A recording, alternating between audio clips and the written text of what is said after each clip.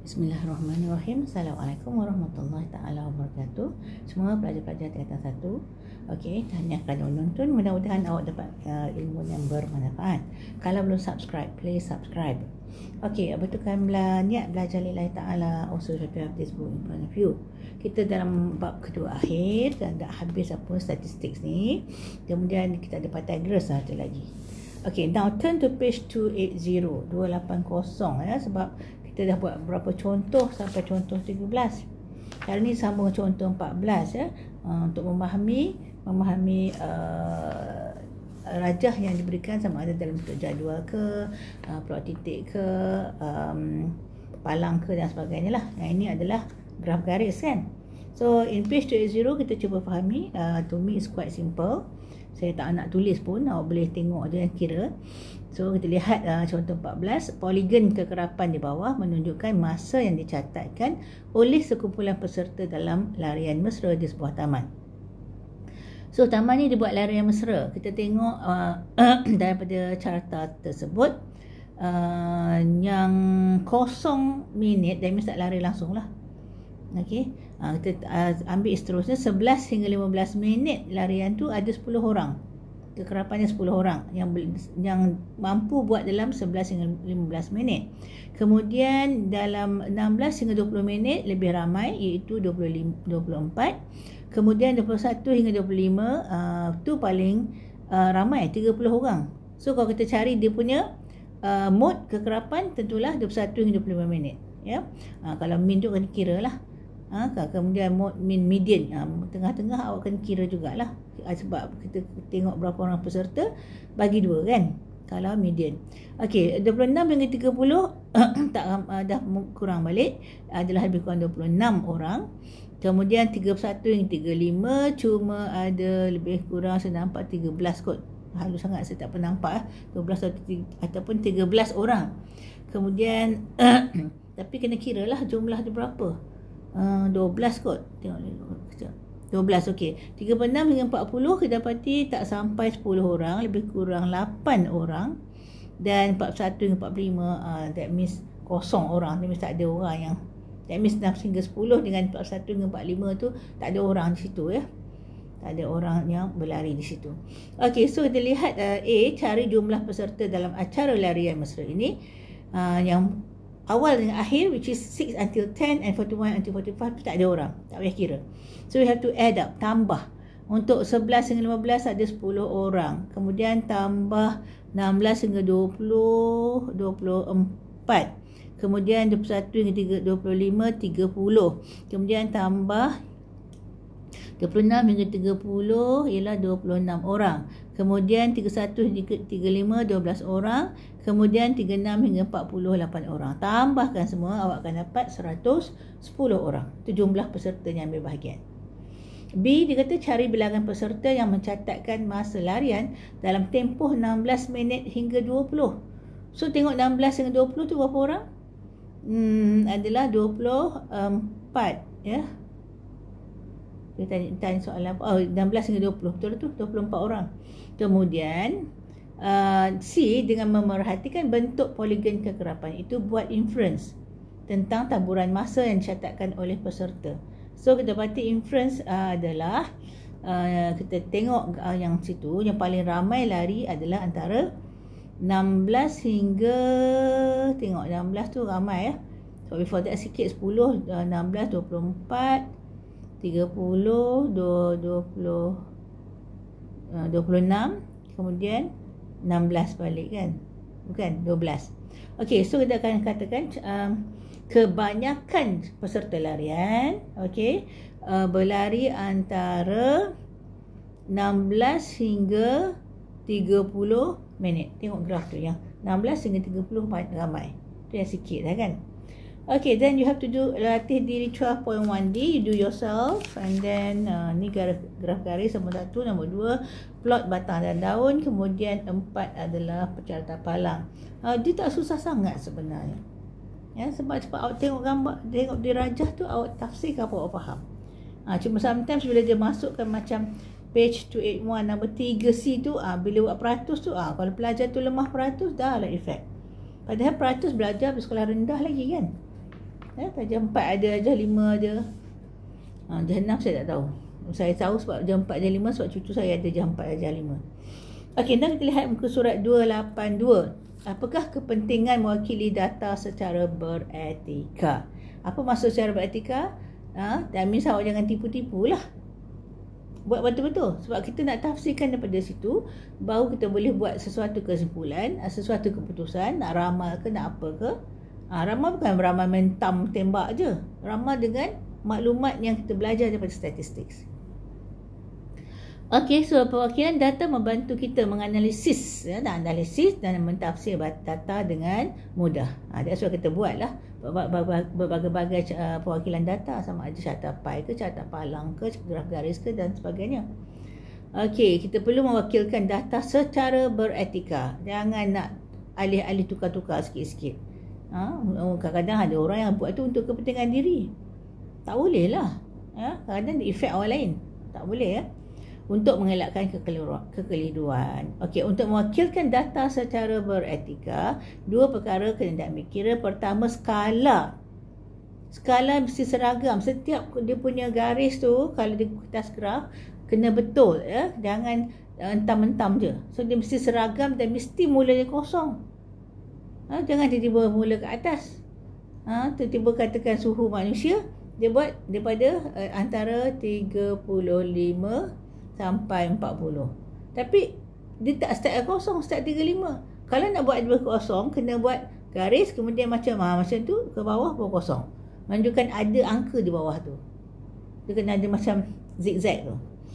Okey, so yang kedua, data yang dipaparkan mesti tepat. Jangan awak tanya orang lain, maklumat lain yang awak letakkan. Budak tu kata dalam kelas tu dia suka nasi lemak, apa terletak kat bihun pula. Terletak tu masalah juga tu.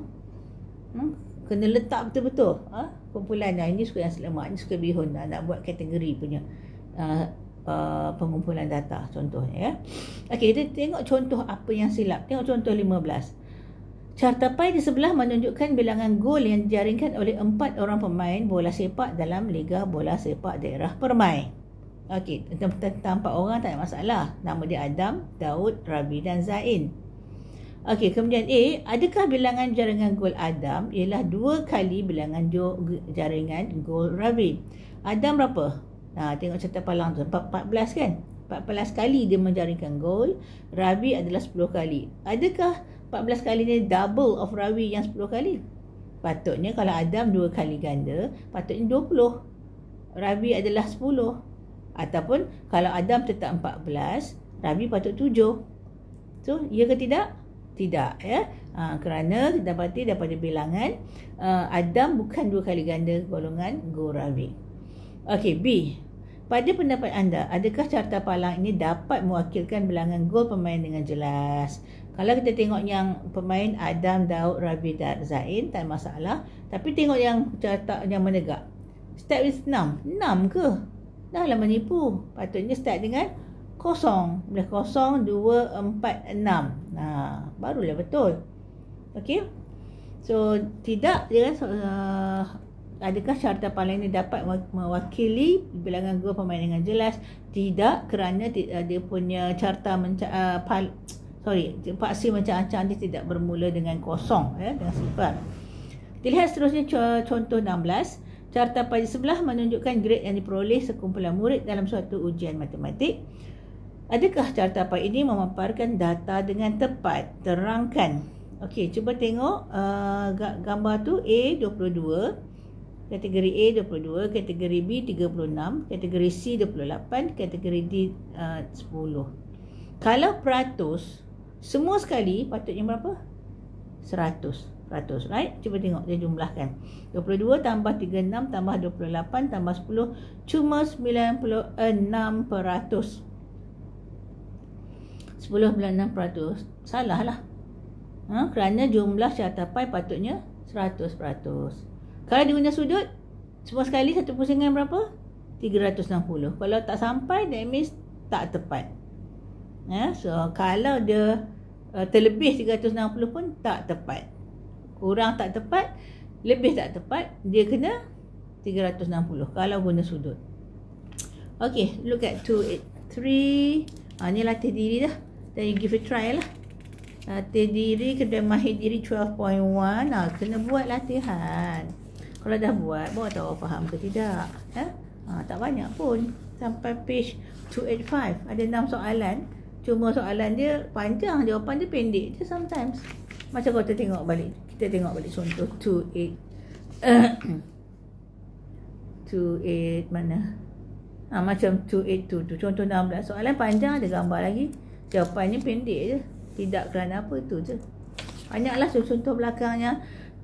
Soalan dia panjang. Contoh 280. Page 280. Contoh 14. Soalan dengan graf tu macam panjang jawapannya. ABC tu pendek je jawapannya. So please try and do. Then you can see whether you understand or not. Okay, kita sambung dengan bab terakhir. Tu marilah praktis uji diri anda tu. Give a try lagi. 287 tu. Sampai 288. 289. 289 tu ada satu yang otak pink tu, nombor 6. Okey. Tapi 6 tu sebab otak pink tu dia ada negatif kat bawah pula. Cuba. Give a try. Page 290 pun dua-dua otak pink. Cubalah. Now kita masuk bab yang terakhir, teorem Pythagoras. So kita berarti sebenarnya adalah asas pengetahuan untuk banyak masalah yang melibatkan segitiga. Terutama yang bersudut tegak khas untuk teorem Pythagoras.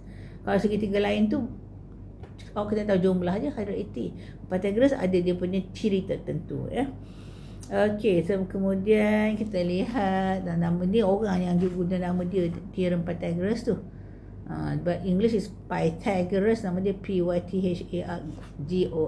Saya tengok buku Melayu sometimes Pythagoras dia tulis. Tapi ini digunakan Pythagoras betul, tak apa. Lahir 569 sebelum Masihi sampai 475 selepas Masihi. Saya dah confuse. Tak apalah, tiba-tiba saya confuse. Ahli matematik dan ahli falsafah, dan kita dapati dia lah yang pertama menjumpai ataupun sometimes saya ambil pada orang Islam punya. Dan dia kata nama dia lah teorem Pythagoras. Kita lihat muka surat 294 13.1 teorem Pythagoras. Bila teorem Pythagoras, dia mesti segitiga apa? Teorem for English THE. Teorem Pythagoras. Dia mesti segitiga bersudut tegak. Tak kira lah macam ni ke, macam ni ke, baiklah, ataupun macam ni ke, asalkan segitiga bersudut tegak. Mesti ada ni 90 ni, 90 degrees. Mesti segitiga tertinggal I, segitiga yang ni bersudut tegak. Okey, itu bagi contoh TV 21 inci, 19 inci. Dua-duanya kita akan dapati tepi dia mesti 90 darjah kan. Kalau kita bagi dua dia punya perpenduru, dia jadi segitiga. Okey, kita lihat, tak payah bincang lah.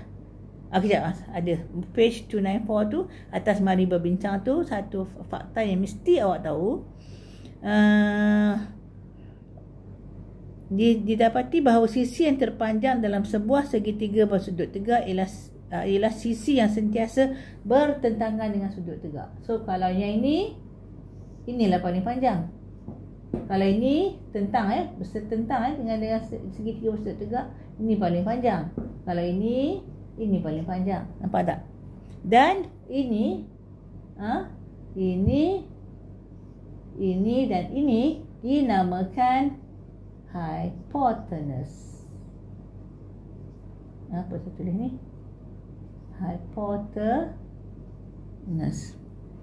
Hypotenuse. Bahasa masalah English spelling pula. Hypotenuse. Melayu punya spelling. Hypotenuse ya. English HY.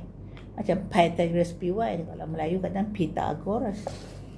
Okay, so dia suruh berbincang. Nampak tu yang mari berbincang tu.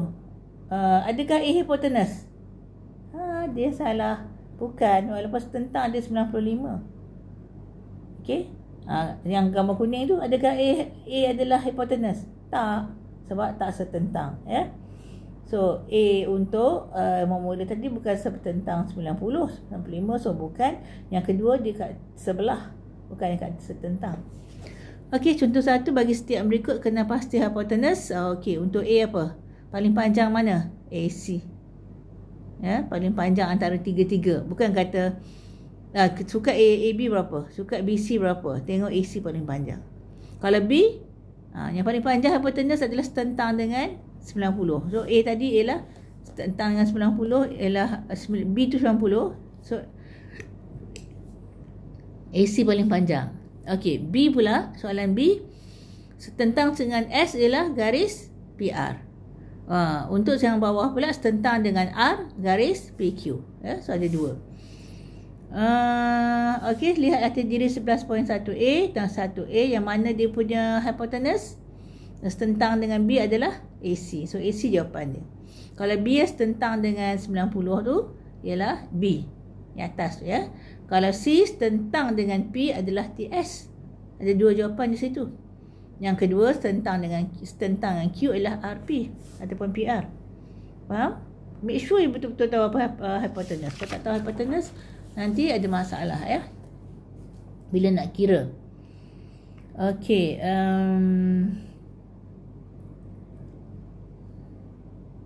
okey, so sini dah bagian teorem Pythagoras tentang daripada penerokaan 2. So saya tak nak bagi yang tu. Saya terus buat contoh 2. Apakah teorem Pythagoras? Alah, terpadam. Apakah teorem Pythagoras? Kalau awak lihat yang contoh 2A, kita ada yang ni. Dia adalah P Q R. Sini 90, ya. Tak 90 tak boleh kira. Bukan. Nanti di belakang nak tentukan adakah ini segitiga bersudut tegak. Kalau bersudut tegak, dia mesti 90 ni sebab macam mana. Okey. So di sini kita akan dapati, sebab B dululah senang sikit untuk awak. Sebab A nanti awak setengah belajar dia senang confuse. 2B, ya. 2B lagi senang sebab kita ada ni 90. Ni adalah A, B, C. Mana hipotenus? A ke B ke C? C, ya. Bila ini adalah C, kita dapati teorem Pythagoras menyatakan kalau A ni dikuasa 2 tambah A pendek ni dengan yang pendek B kuasa 2 akan mendapat paling panjang C kuasa 2. Mesti punya. Saya ambil corner ni. Susah pula tunjuk. Okey, saya ambil corner ini, ya. Ini 90 kan? Ini 90 kan? Okey, panjang ini kuasa 2 tambah panjang ini kuasa 2 adalah sama dengan panjang ini perpenjuru kuasa 2. Mesti. Sebab ini 90. Yang setentang adalah yang ini, perpenjuru ni. Faham tak? Okey, ambil smaller one. I have this one. Okey, so ini panjang ini sebenarnya 90 kan kat sini. Panjang ini dengan panjang ini, bila ini kuasa 2 tambah ini kuasa 2 ni menjadi ini kuasa 2. Sekejap.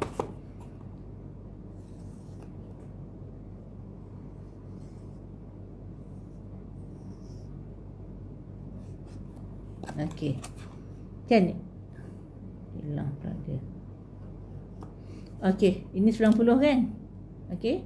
Ini dengan ini lagi pendek daripada penjuru ni. So ini kuasa 2 tambah ini kuasa 2 sama dengan ini kuasa 2.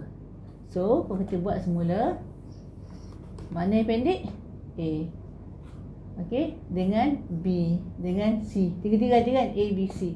So yang pendek dengan pendek ni kuasa 2 tambah akan sama dengan panjang ni kuasa 2. Ataupun awak letak pendek tambah pendek sama dengan panjang, tapi jangan lupa kuasa 2. So bermaksud kalau kita buat A pula, kita ada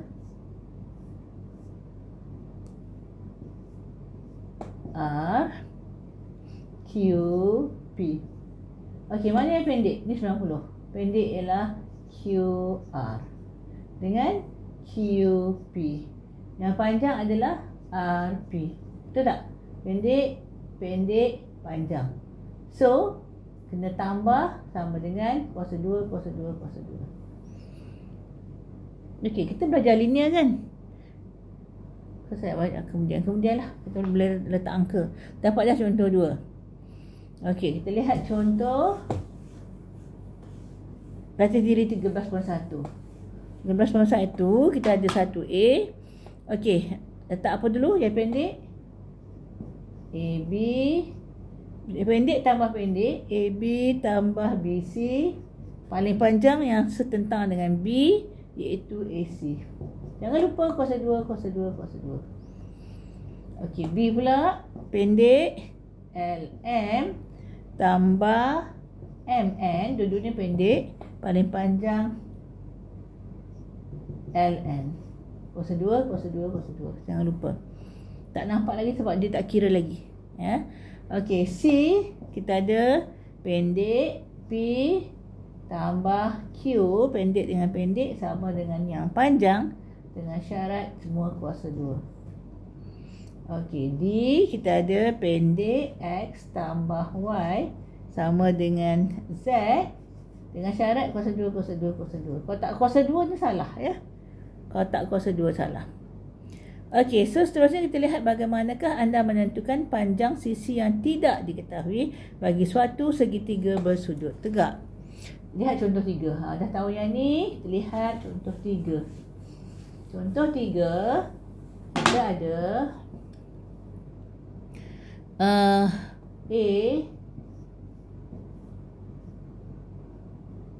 kita dapati X 12 dengan 16.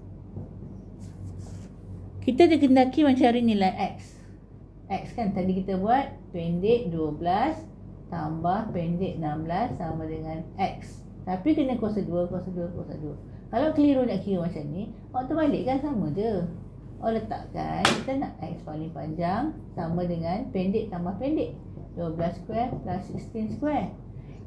Kita belajar dah kuasa 2. So, X kuasa 2 adalah 144 tambah 196. Okey, so X kuasa 2. Kuasa 2 lagi tau. Adalah 400. Betul ke? Adalah 400. Betul lah. 256 lah. Patut saya rasa macam pelik. 256, sorry. Kira balik. Inilah 13,196. Okey, so tapi ini X kuasa 2. Kita nak X sahaja. Ini kena punca kuasa. Menjadi 20 cm. Taklah susah sangat kan? Okey, kita lihat B pula.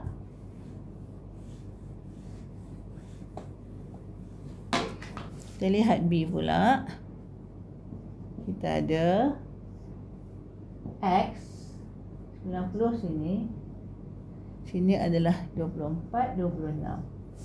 Okey, so kita tahu pendek dengan pendek X kuasa 2 tambah pendek tambah pendek 24 kuasa 2 adalah yang paling panjang, iaitu setentang dengan ni 26 kuasa 2. So X kuasa 2 adalah 26 kuasa 2. Kita belajar linear dalam awal-awal matematik. Bila tambah pindah jadi tolak 24 kuasa 2. So X kuasa 2 biar dulu. 26 kuasa 2 adalah 676. Nampak ni tolak bukan tambah lagi sebab pindah tau. Okey, tolak berapa? 576 menjadi 100. Tapi nak X sahaja kena punca kuasa 2. Jangan lupa punca kuasa 2 awak akan dapat. Jawapannya adalah 10. Okey. Okey. So sebenarnya Pythagoras ni juga adalah nisbah. Kita belajar nisbah dah. Cuba tengok. Kalau saya bagi sendiri punya contoh ya. Kalau ini 3 cm, ini 4 cm. Sebab 90 darjah, dia mesti 5 cm kat sini. Tak percaya kira X ya. X adalah 3 tambah 4 kuasa 2 kuasa 2 kuasa 2. So sama dengan 9 tambah 16 So adalah 25. So X adalah punca kuasa 25. So adalah 5. So ini adalah 5. Mesti punya. Tak boleh nak buat ini 3, ni 4, ni 90, ini nak buat 6. Tak boleh. Undang-undangnya alam ni, sunatullahnya Allah buat tak boleh. Orang nak buat ini 3 cm. Kata orang nak buat ini 90 darjah. Okey, ini 3 cm. Orang nak buat 5 cm ni. Tak boleh. Jangan 5 lah. Katakan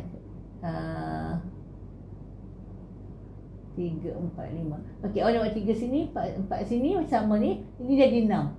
Tak boleh. Tak akan jadi. Subhanallah, jatuh pula. Tak akan jadi. Memang tak boleh. Okey, so ada satu kombinasi daripada sini.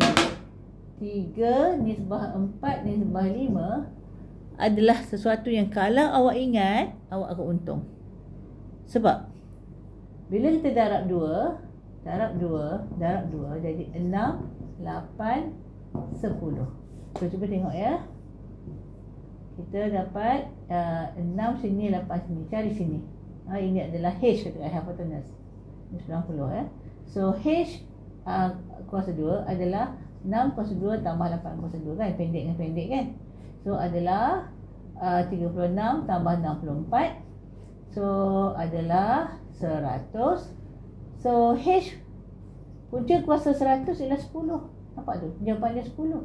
Betul tak? 6, 8, 10. Tu untung kalau hafal. Tengok ya, saya tunjuk satu lagi. Untung kalau hafal 3, 4, 5 ni senang berurutan nombor ni. 3, 4, 5. 1, 2, 3 tak tahu. 2, 3, 4 pun tak. 3, 4, 5. Dan satu lagi kombinasi yang saya boleh tahu.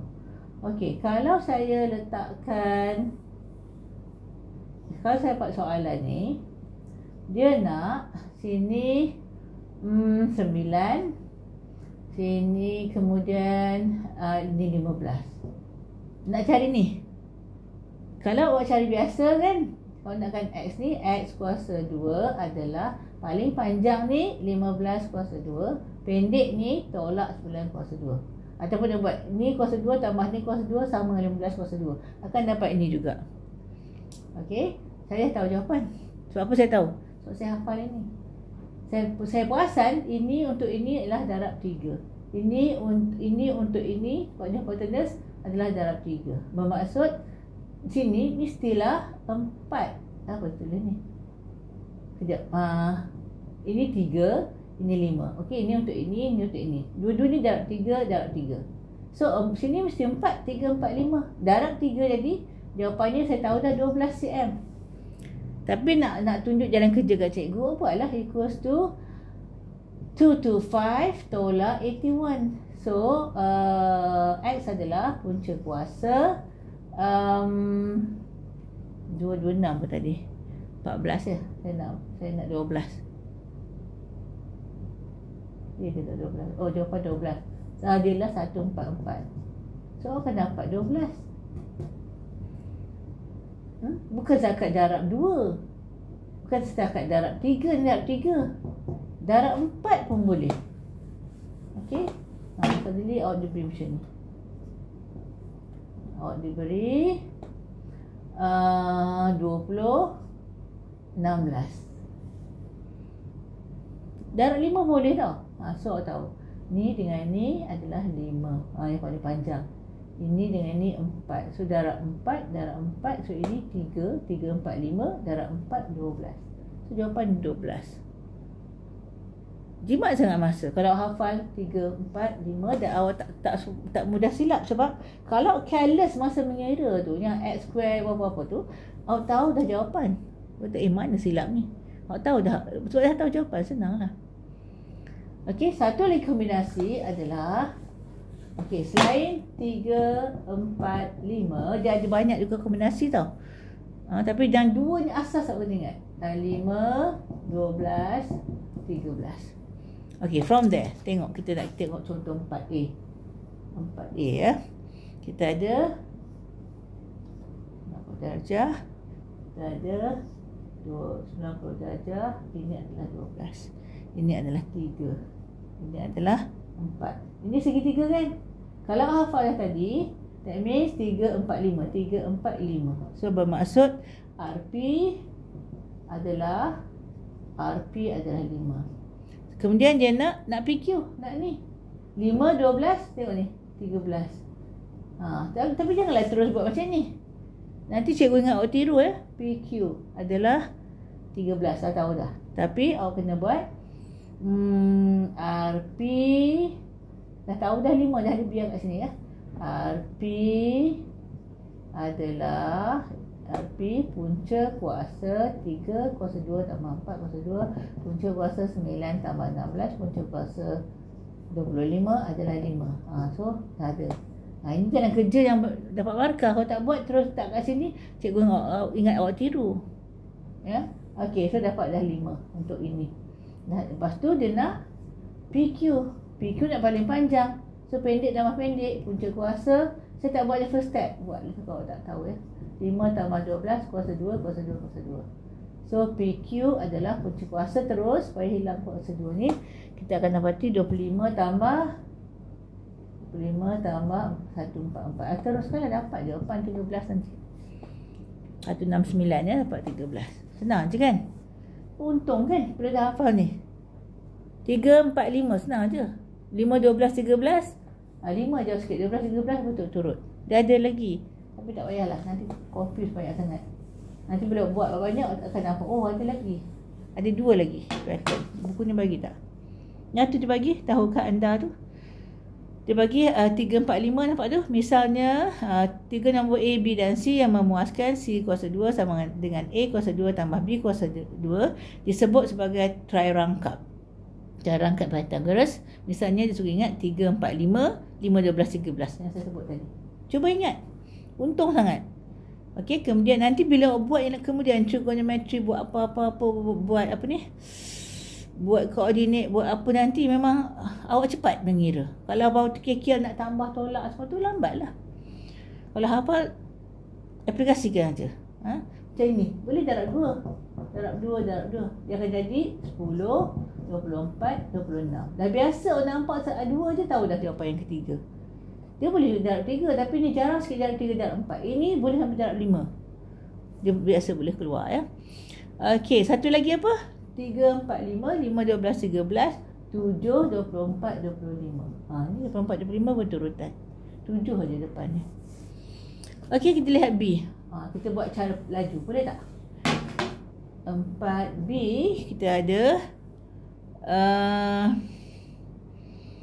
6, 8 ya. Kita ada gambar ni senang, tak ada gambar susah. Takut tercareless.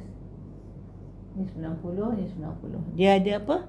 8 dengan 6. So kita tengok tak kecil dalam ni. 3, 4, 5. So bermaksud darab 2, darab 2, darab 2 ni 10. Dapat dah 10. Dia bagi sini 15. Macam mana tu? Nak tahu PQ ni. So kita dapati ini juga adalah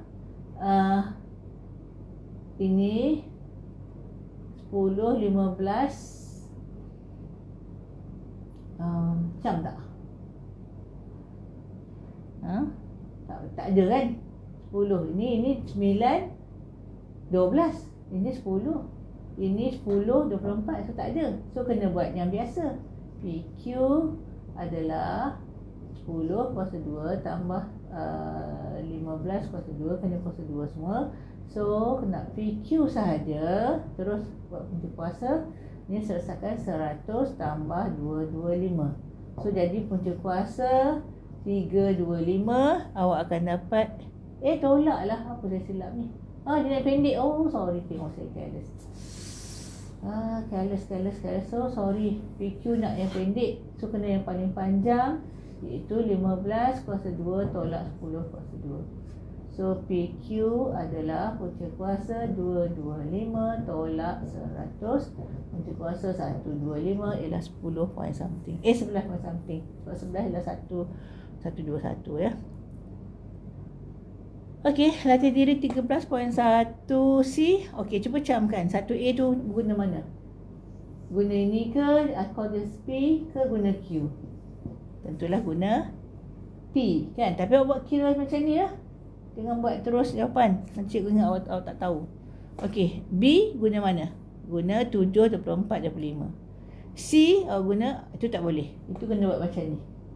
Kena buat sebab dia 9, 14 tak ada kombinasi. Sama juga D, yang tu kena buat yang cara biasa sebab tidak ada kombinasi. Bukannya semua boleh ikut ini. Ada nombor-nombor tertentu je tau. Jangan pula ingat semua ikut itu. Apa saya nak tulis ni? 7, 24, 25. 7, 24, 25. Tiga ni. Ini paling penting. Ini pun boleh. Okay, so nombor 2A tu pun nak kena buat. Tapi kena guna apa ni? Kena 2 tempat perpuluhan. So that means kalau RS, nampak tak RS? 12, 13. Apa dia RS terus dapat 5. Okey, bila dah ada 5, 12, 15 nampak tak? 12, 15 ialah 3, 4, 5 ya. Darab 3, 5 darab 3, 4 darab 3, QR ialah 9. Tengok saya boleh terus dapat. Awak pun boleh insya-Allah. Okey, so BNC awak buat juga.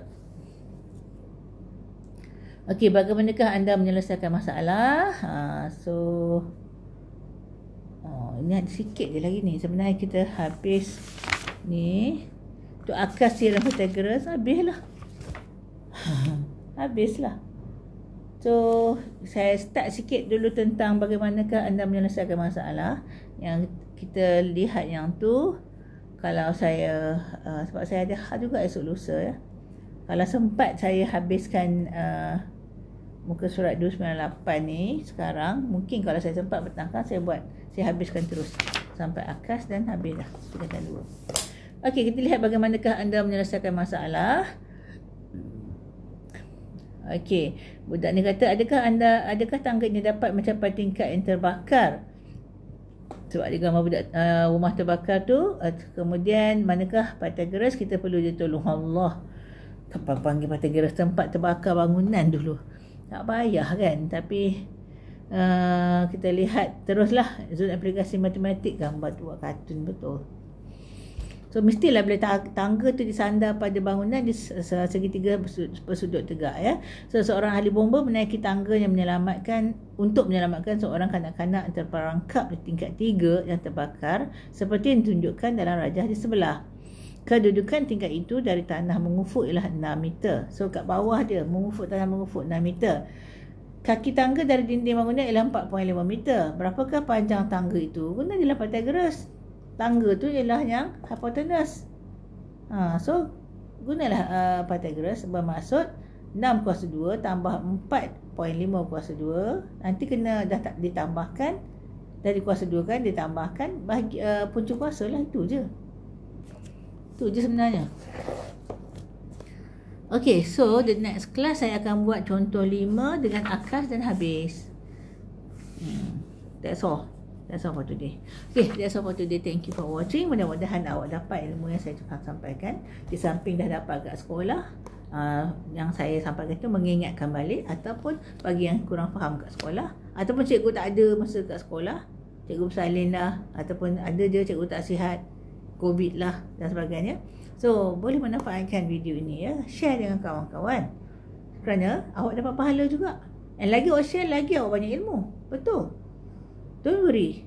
Kalau kita tak kedekut, Allah tak kedekut dengan kita. Kalau kita kedekut tak nak share kawan, takut markah tinggi di kita, susah awak nak skor ya.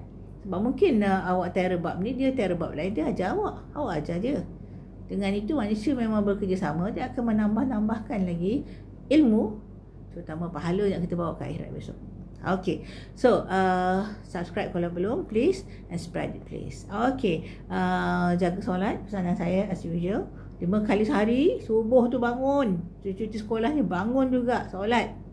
Kau ngantuk sangat, tidurlah sampai orang start bagi. Sebab memang tak ada galakkan tidur lepas subuh, tapi nak latih solat tu tak apalah. Tidur balik pun tak apalah pada saya lah. Kalau parents tak bagi terus tak apa, ikut je ibu bapa. Okay, taat ibu bapa kerana redha Allah terletak pada redha ibu bapa. Taati selagi tak suruh bermaksiat. Kemudian hormati guru-guru, hormati orang bertua, sayangi lebih muda. Mudah-mudahan cantik akhlak kita di dunia, cantik di sisi Allah, dan semua itu akan memberatkan timbangan kita dan memungkinkan kita mencapai menggapai syurga tertinggi. Okey. Semoga awak semua berjaya. Juga doakan saya supaya sihat, supaya selamat dunia akhirat. Okay, Assalamualaikum warahmatullahi taala wabarakatuh. Before that, don't forget to doa, boycott, and also sedekah. Bila-bila ada peluang, cuba sedekah ya, itu untuk simpanan kita di akhirat besok. Assalamualaikum warahmatullahi taala wabarakatuh. Subhanallah.